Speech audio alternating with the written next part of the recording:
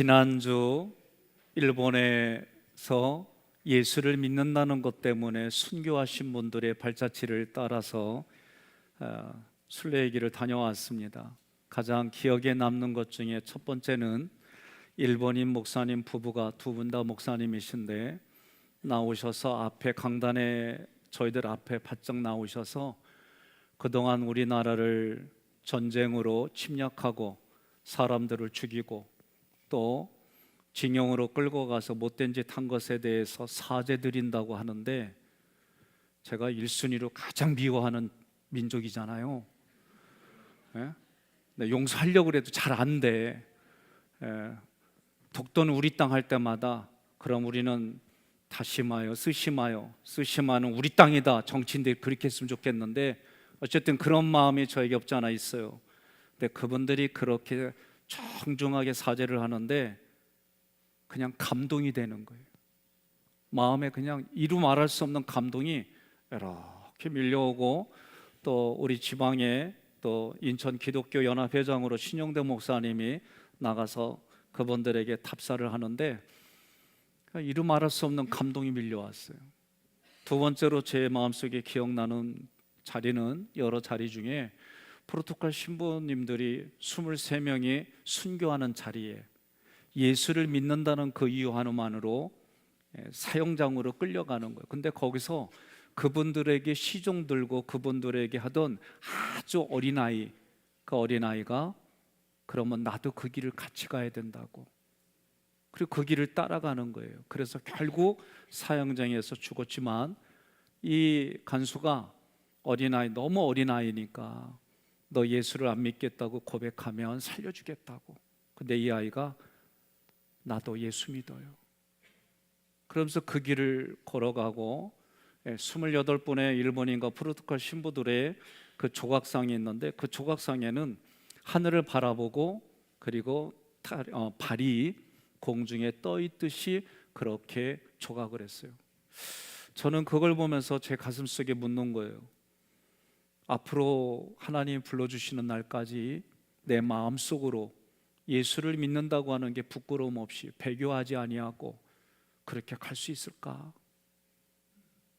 진짜 저에게 와닿는 그 이루 말할 수 없는 마음의 감동이, 그러면서도 그전에는 베드로처럼 가겠습니다, 따라가겠습니다, 그런 것보다는 그런 자리에서 고민할 수도 있는 나를 지금까지 이끌어 주시고 앞으로도 이끌어 주실 하나님을 신뢰합니다.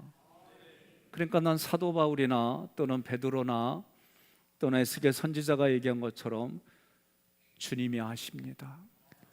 이 고백만큼 지혜로운 게 없구나, 이런 생각을 가져보았습니다. 참 용서해야지 하다가 독도는 우리 땅이라고 그러고 거기 갔다 온 비행기는 들어오면 안 되는, 이런 걸 할 때마다 또 여기서 막 끌어올라와요. 여전히 또 내가 가지고 있는 가치 때문에 생각이 편향적으로 갈 수도 있고, 또 내가 가지고 있는 생각 때문에 또 힘들기도 하고, 분명히 하나님이 말씀하신 길이기 때문에 걸어가면 그리스도의 평강과 감사가 넘쳐야 되는데 여전히 불편한 마음이 내 마음을 지배할 때도 있고 그래요. 여러분들은 어떠십니까? 여러분들은 각 순간 상황들마다 내가 온전히 주님께 나의 생각과 감정을 드릴 수 있는지 저는 묻고 싶습니다. 옆 사람한테 그래요, 그렇게 아멘하기가 힘드냐고. 고린도전서 12장 3절 함께 봉독합니다. 그러므로 내가 여러분에게 말합니다. 하나님의 영으로 말하는 사람은 예수님을 저주하지 않습니다. 그리고 성령님의 도움 없이는 아무도 예수님을 주님이라고 말할 수 없습니다. 아멘. 우리 각자는 성령의 도우심으로 예수를 그리스도로 고백했습니다. 예수 그리스도를 마음으로 믿고 입으로 시인했습니다. 입으로 시인한다는 것은 예수를 나의 그리스도로 믿고 전파하며 전도하는 삶입니다. 그 삶은 우리 각자가 믿고 시인한 대로 살아가는 삶의 고백입니다. 이번 한 주도 하나님의 은혜와 그리스도의 부요함을 누리시기를 주님의 이름으로 권면하며 축복합니다. 11절에 성경에 이르되 누구든지 그를 믿는 자는 부끄러움을 당하지 아니하리라 하니, 부끄러움을 당하지 아니하리니, 이 구절은 지금 내가 예수를 그리스도로 믿었기 때문에, 그 믿음 때문에 미래에 하나님께서 나를 심판하지 않는다, 나를 영원히 욕되게 하지 않는다. 하나님께서 예수 그리스도 안에 있는 자와 하나님의 부르심을 받은 자는 미래의 심판을 받지 않고 오히려 하나님께서 그에게 상을 주신다. 우리는 이것을 믿고 살아가는 거예요. 12절에 유대인이나 헬라인이나 차별이 없음이라, 한 분이신 주께서 모든 사람의 주가 되사 그를 부르는 모든 사람에게 부요하시도다. 아멘. 하나님의 구원은 유대인과 이방인에게 차별이 없습니다. 오직 예수를 그리스도로 믿느냐 믿지 않느냐의 구분만 있습니다. 예수를 그리스도로 믿는 자에게 주시는 하나님의 은혜가 있습니다. 그 은혜는 그리스도의 부요함입니다. 이때 부요함이라는 플로테오는 내 마음에 여유가 있습니다, 내 마음에 감사가 넘칩니다, 여유와 감사함이 넘치는 것이 그리스도의 부요함이다라고 말하는 거예요. 우리가 운전을 하면서 급하게 가다 보면 앞만 보고 가기 때문에 밖에 경치, 소리 들을 수가 없어요. 그런데 속도를 조금만 줄이면 보이지 않던 눈의 환경들이, 자연 경관들이 눈에 들어오기 시작해요. 그리고 창문을 열면 생각지 않은 소리들이 우리 귀에 들어옵니다. 사람은 내가 앞에 부분에 목적을 두고 있으면 옆에, 그리고 그 배후에 이런 것들이 보이지 않고 들리지 않아요. 여러분, 바둑을 누가 가장 잘 두는 줄 아세요? 그렇죠. 훈수 두는 사람이 가장 잘 둡니다.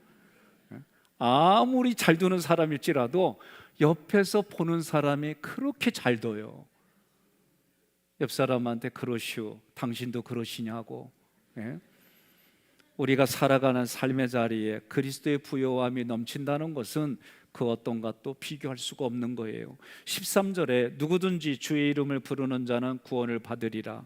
혈통과 신분에 상관없이 예수를 나의 주님으로 부르는 자마다 구원을 얻습니다. 이때 부르는 에피칼레오마이는 예수님을 나의 그리스도로 알고 그분께 예배를 드린다, 이게 부르는 뜻이에요. 주의 이름을 부르는 자는 구원을 얻으리로다. 할렐루야, 아멘. 찬양할 때만 이러는 게 아니라 내가 살아가는 삶의 자리, 그래서 내가 예수님 때문에 손해보는 걸 택했어요. 내가 예수님 때문에 손해봤어도 내가 예수님의 얼굴을 보고 참아가요. 내가 유익을 구하려고 얼마든지 구할 수 있는데 예수님이 주신 말씀 때문에 그 길을 포기해요. 이게 예수를 이름을 부르는 자의 모습이에요. 여러분, 이게 쉽냐? 제가 볼 때는 쉽지가 않아요. 단순히 주여 주여 부른다고 다 천국에 들어가지 않는다 그랬어요. 마태복음 7장 21절에 나더러 주여 주여 하는 자마다 다 천국에 들어갈 것이 아니요 다만 하늘에 계신데 아버지의 뜻대로 행하는 자라야 들어가리라. 아멘.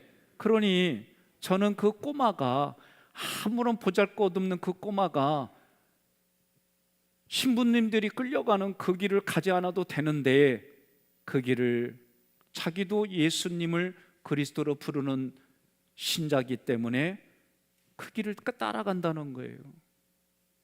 많은 사람들이 자기에게 불이익이 닥치면 모르쇠로 일관하잖아요.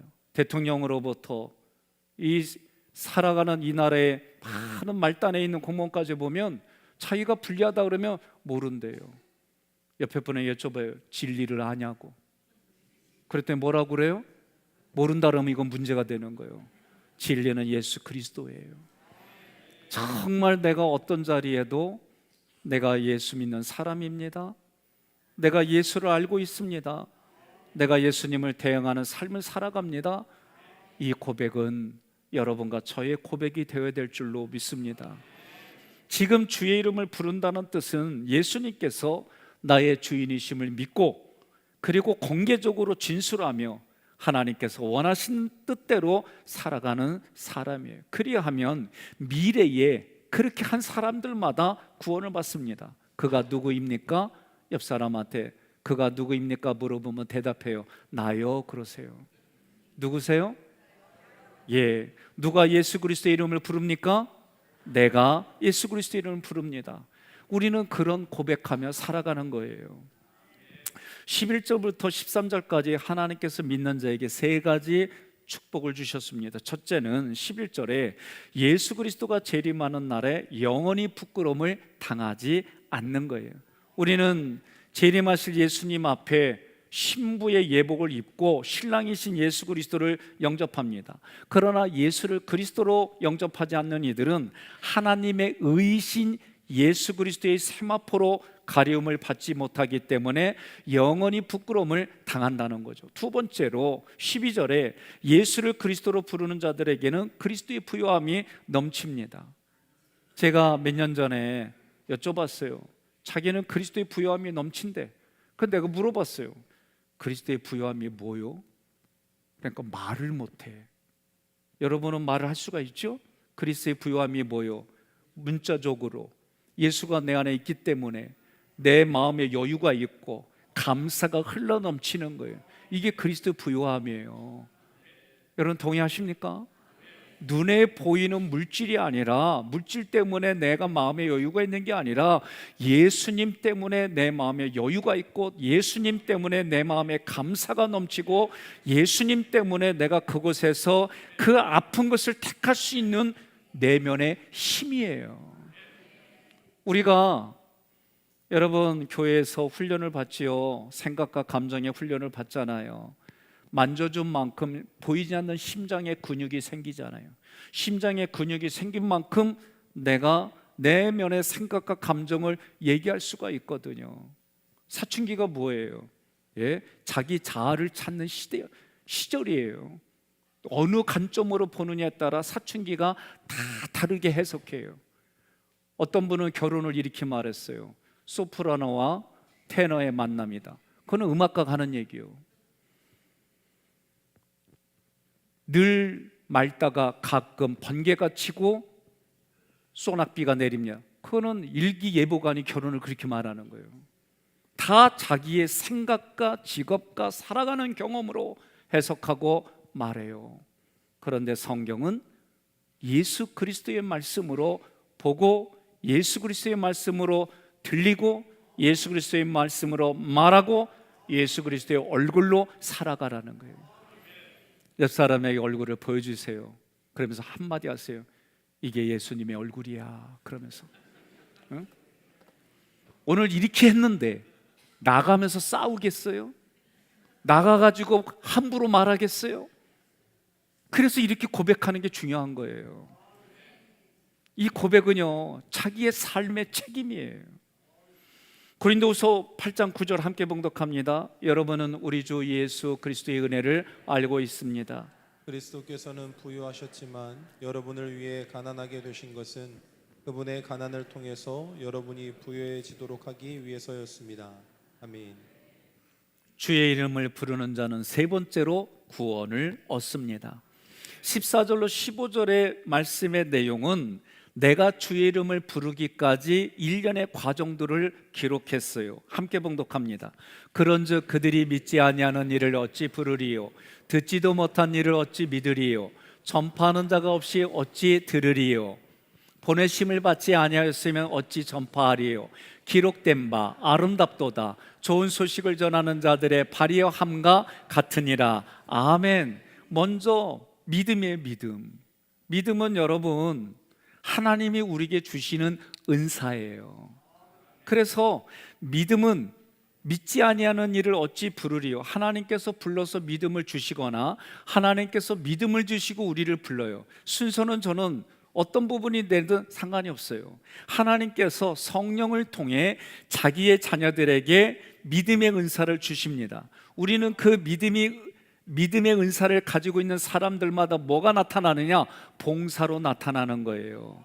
그래서 고린도전서 12장 9절에 다른 사람에게는 같은 성령으로 믿음을 어떤 사람에게는 한 성령으로 병 고치는 은사를, 고린도전서 7장 7절에 나는 모든 사람이 나와 같기를 원하노라. 그러나 나 각각 하나님께 받은 자기의 은사가 있으니 이 사람은 이러하고 저 사람은 저러하니라. 그러니까 받은 은사가 다 달라요. 틀린 게 아니에요. 다른 거예요. 저도 누가 내 의견을 거절해요. 그러면 의견이 다를 뿐이에요. 이렇게 생각해야 되는데 나를 거절한 걸로 가져갈 때가 있어요. 가끔 내가 다른 사람한테는 안 그러는데 아내한테는 꼭 이런 마음이 들어. 아내랑 나랑 의견이 다를 수가 있잖아요. 그런데 아내가 의견이 달라지면 괜히 마음에서 심통이 일어나. 그때는 마음인데 그때만 내 마음에 심통이 있어요. 나만 그래요? 아, 감사해요. 나만 그런다 그랬으면 나 힘들 뻔했어요. 아주 희한하게 내가 더 기대하고 의지하고 신뢰하는 사람일수록 조금 뭔가 의견이 다르면 그것만큼 그렇게 서운한 게 없어요. 옆 사람한테 인사합시다. 있을 때 잘할게 그러세요. 응? 우리는 있을 때 잘해야 돼요. 내가 건강할 때, 내가 좀 더 가지고 있을 때에, 내가 먼저 뭔가 베풀 수 있을 때에 우리가 하나님을 믿을 수 있다는 게 이런 거예요. 하나님을 믿고 내가 가진 게 얼마이든지, 내가 가지고 있는 지식이 얼마이든지, 어떤 상황이든지 간에 내가 있는 것을 나눠갈 수 있는 여유와 함께 나누는 기쁨이 여러분의 삶에 넘치기를 주님의 이름으로 권면합니다. 베드로전서 4장 10절에 각각 은사를 받은 대로 하나님의 여러 가지 은혜를 맡은 선한 청지기 같이 서로 봉사하라. 그러니까 은사가 있다는 얘기는 나타나는 게 뭐예요? 봉사예요. 봉사. 여러분과 제가 어떤 은사가 있어요? 그러면 그거 가지고 봉사하라는 거예요. 예? 그 봉사가 때로는 봉사하는데 수준이 낮은 봉사와 수준이 높은 봉사가 있어요. 수준이 낮은 봉사는 뭐예요? 나 기껏 봉사했더니 안 알아준다고 삐지는 거예요. 그리고 같이 봉사해야 되는데 안 나왔다고 지적하는 거예요. 이게 수준이 낮은 봉사예요. 수준이 높은 봉사는 뭐예요? 내가 그 무리에 나를 녹였더니 짠맛 맡나. 소금이야. 어두운 곳에 나를 녹였더니 빛된 존재로만 있어. 왜? 빛이니까. 그러니까 빛과 소금은 자기를 드러내는 게 아니에요. 내가 감으로 인해서 그곳의 국물 맛을 참 좋게 해주는 거예요. 난 지난주에 앞으로 일본 가는 분들 계시거든. 고추장 꼭 가져가요. 아, 나 고추장 먹고 싶었고 얼마나 힘들었는지 말이야. 간장밖에 없어요. 간장도 종류별로. 근데 나는 그 간장이 그 간장이지 맛이 간장이야. 얼마나 고추장에, 그분들은 뭐 회는 뭐 간장, 그건 일본식이고 나는 고추장에다 찍어서 먹어야 먹는 것 같지. 아유, 힘들었어요. 아주. 그래도 한국하고 기후나 먹는 게 비슷해서 그래도 덜 고생하지만 그래도 일주일 내내 내가 먹고 싶은 게 뭐냐? 고추장이요. 옆 사람한테 그래요. 예? 일본 가거든 꼭 고추장 가져가셔. 예? 자, 믿음이라고 하는 것은, 그러면 믿음을 하나님이 주시고 믿음으로 우리가 반응을 해요. 그 반응이 뭐요? 봉사하는 반응이에요. 두 번째, 듣지도 못한 일을 어찌 믿으리요? 그리스도의 말씀이 들려지는 거예요. 그래서 우리가 말씀의 수준은 다 달라요. 근데 중요한 게 있어요. 모른다 그러면 아유 너는 그것도 모르니 하고 지적하지 마요. 아직 때가 아닌 게비요. 이러면 돼요. 내가 깨달아져서 역시 나는 역시 우월해, 그런 생각 갖지 마요. 하나님이 은혜를 주셔서 깨달을 뿐이에요. 우리는 그렇게 표현하고 살아가는 거예요. 그러므로 로마서 10장 17절에 믿음은 들음에서 나며 들음은 그리스도의 말씀으로 말미암았느니라. 말씀이 우리의 우둔한 영혼을 깨우쳐 주는 거예요. 하나님이 깨우쳐 주기 때문에 내가 거기에 반응할 뿐인 거예요. 아무리 얘기를 해도 못 깨달아요. 여러분은 그런 경험 없습니까? 저는 기억 안 나는데 우리 부모님이 그래요. 내가 초등학교 2학년 때까지 구구단을 외우는데 꼭 하나를 빼먹는데 내 기억에는 없어요. 나는 내가 봐도 그 정도는 아닌데 우리 아버지가 그래요. 꼭 구구단을 할 때 2단에서 꼭 하나를 빼먹는데 나는 아니라고 얘기하면 뭐해. 우리 아버지 엄마가 다 봤대는데. 예? 우리는 그렇게 살아가요. 항상 자기 기준으로 자기가 최고이고 자기 못 사는 거예요. 그럼 물어봐요.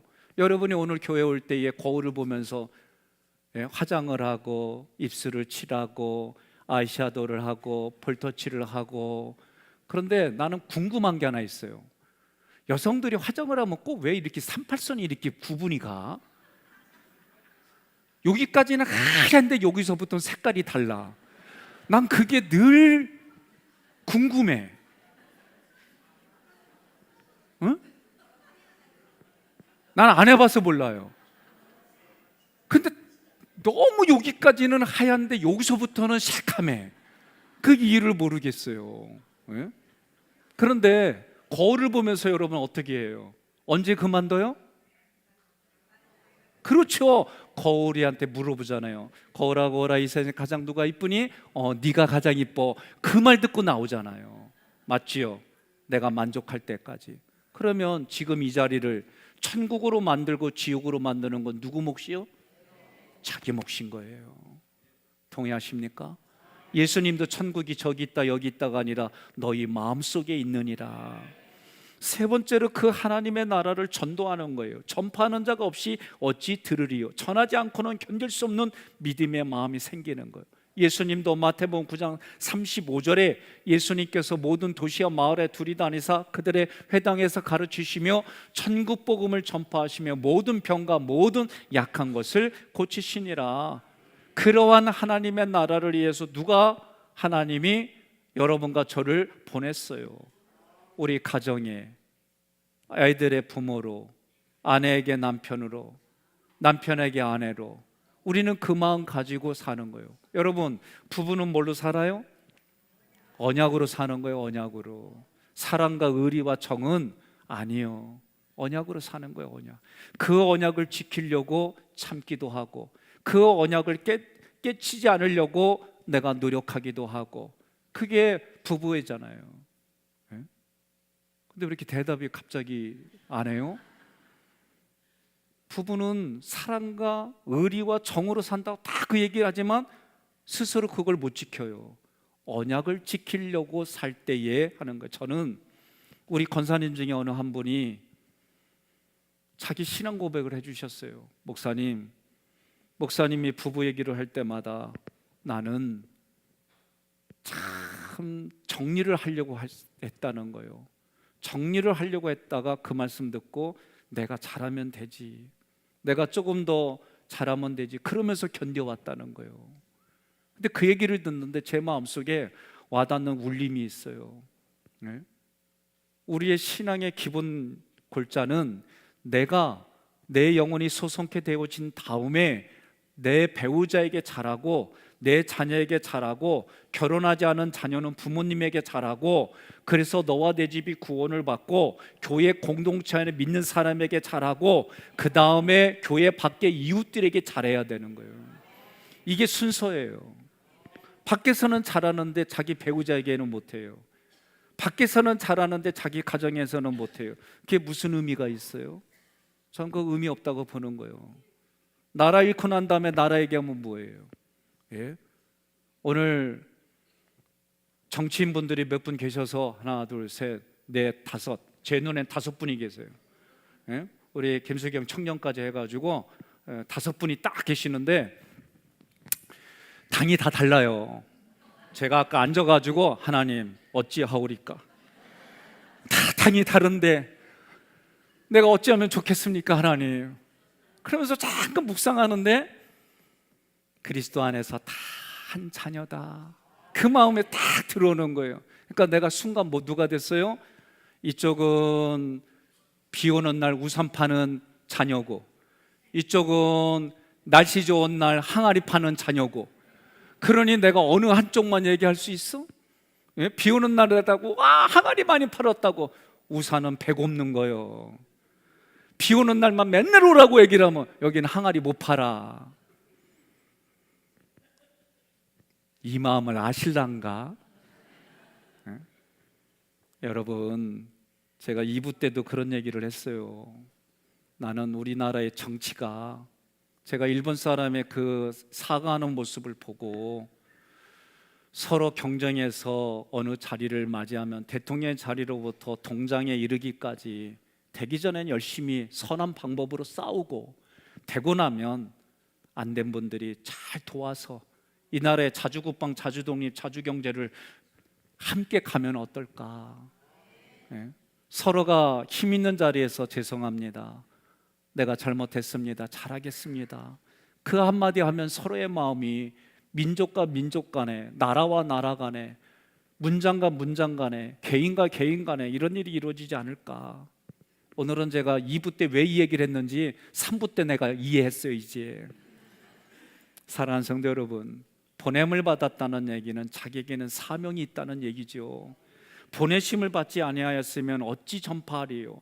하나님이 예수를 보내주시고 예수가 다시 나를 보내주시고 나를 타인에게 보내서 그에게 화목제물이 되고 나를 통해 또 다른 영원한 생명을 소유한 그들이 하나님께로 돌아오게 하는 이런 일들이 여러분과 저의 삶인 줄 믿습니다. 누가복음 4장 43절에 예수께서 이르시되 내가 다른 동네들에서도 하나님의 나라 복음을 전하여 하리니 나는 이를 위해 보내심을 받았노라.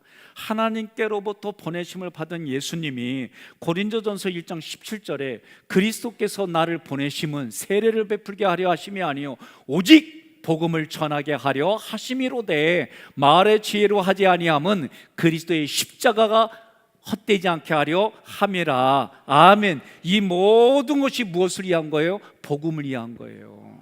복음은 기쁜 소식이에요. 그래서 기록된 바 아름답도다. 좋은 소식을 전하는 자들의 발이여 함과 같으니라. 나의 구원자이신 예수를 그리스도로 믿으려면 복음을 들어야 하고 복음을 들으려면 복음을 전하는 사람이 필요합니다. 그 전도자의 복음을 듣고 지금 내가 이 자리에 앉아 있습니다. 이제부터는 나를 통해서 또 다른 생명이 하나님께로 돌아오는 자리를 만들어 가십시다. 그래서 우리는 사도행전 1장 8절 말씀처럼 오직 성령이 너희에게 임하시면 너희가 권능을 받고 예루살렘과 온 유대와 사마리아 땅 끝까지 이르러 내 증인이 되리라 하시니라. 아멘. 여러분과 저는 예수님의 증인입니다. 여러분과 저는 세례를 받음으로 예수님의 십자가 부활 승천이 나의 것이 되었습니다. 이것으로 우리는 하나님의 자녀요 하나님의 백성이요 천국 백성으로 내가 그리스도의 부요함을 누리고 천국을 누리는 삶을 또 다른 누군가에게 보여주는 예수자리로 살아가시기를 주님의 이름으로 권면하며 축복합니다. 16절에 그러나 그들이 다 복음을 순종하지 아니하였도다. 이사야가 이르되 주여 우리가 전한 것을 누가 믿었나이까 하였으니 16절은 이사야 53장 1절의 말씀을 인용했어요. 이사야 53장은 예수가 메시아이다라고 하는 예언장이에요. 이사야 53장 4절로 6절 함께 봉독합니다.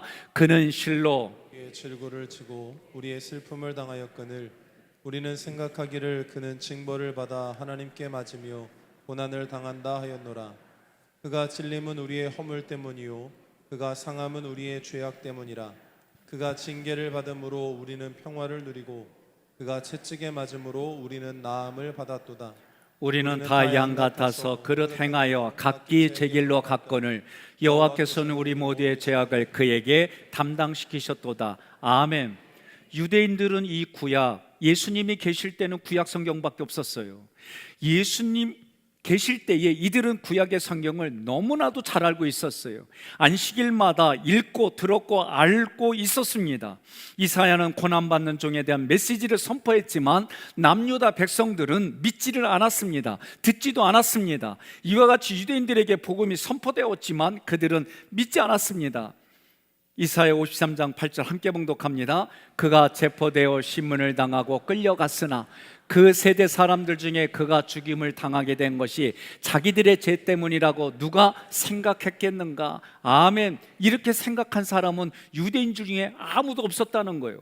유대인들은 구약을 중요시했습니다. 그러나 정작 나사렛 예수 그리스도를 통해서 이사야 53장이 성취되었다는 인식에는 실패했습니다. 예수님 자신이 말씀하셨습니다.